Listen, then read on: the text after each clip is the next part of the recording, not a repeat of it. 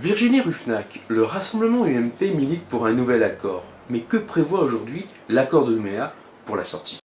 Alors l'accord de Nouméa signé en 1998 prévoit un référendum couperet, c'est-à-dire un référendum pour ou contre l'indépendance qui porte sur 3 éléments. Tout d'abord, le transfert des compétences régaliennes à la Nouvelle-Calédonie, vous savez, la justice, la monnaie, l'armée et d'autres compétences. Ensuite, la transformation de la citoyenneté de la Nouvelle-Calédonie en nationalité. Et enfin, l'accès de la Nouvelle-Calédonie à un statut international.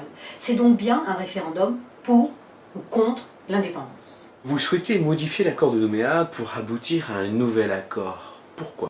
La Nouvelle-Calédonie a déjà vécu des référendums d'autodétermination. Ce fut le cas en 1987 et nous avons remporté très largement ce référendum puisque plus de 98% des électeurs se sont prononcés pour le maintien de la Nouvelle-Calédonie dans la France. Et que s'est-il passé? Eh bien en 1988, nous avons connu les événements d'Ouvéa. Cela montre que ces référendums couperets ne règlent rien et au contraire, ils crispent les uns et les autres et ne règlent pas la situation.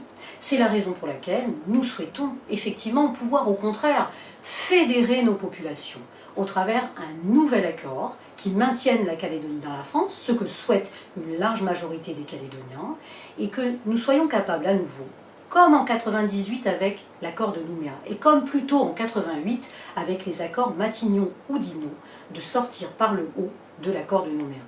Que répondez-vous à ceux qui vous opposent le fait que les indépendantistes ne veulent pas d'un nouvel accord? Eh bien, nous leur disons qu'en 1988, les indépendantistes ne voulaient pas non plus des accords Matignon-Oudinot avant.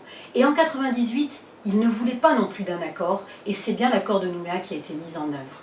Et donc, à chaque fois, grâce notamment à la présence de l'État, nous avons su aller les uns vers les autres pour construire ensemble notre destin au sein de la République. Il n'y a pas de raison que nous n'en soyons pas capables aujourd'hui, à condition que l'État joue son rôle.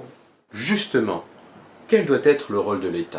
Eh bien, le rôle de l'État est fondamental. C'est celui du 3e partenaire de l'accord de Nouméa.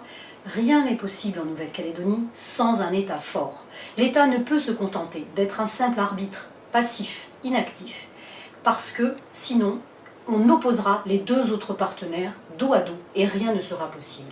Comme ce fut le cas en 1988, comme ce fut le cas en 1998, il faut aujourd'hui que l'État joue son rôle pour qu'un nouvel accord soit proposé aux Calédoniens et fédère notre population, un accord qui ne peut être, vous le savez bien, qu'au sein de la République française qui garantit les équilibres.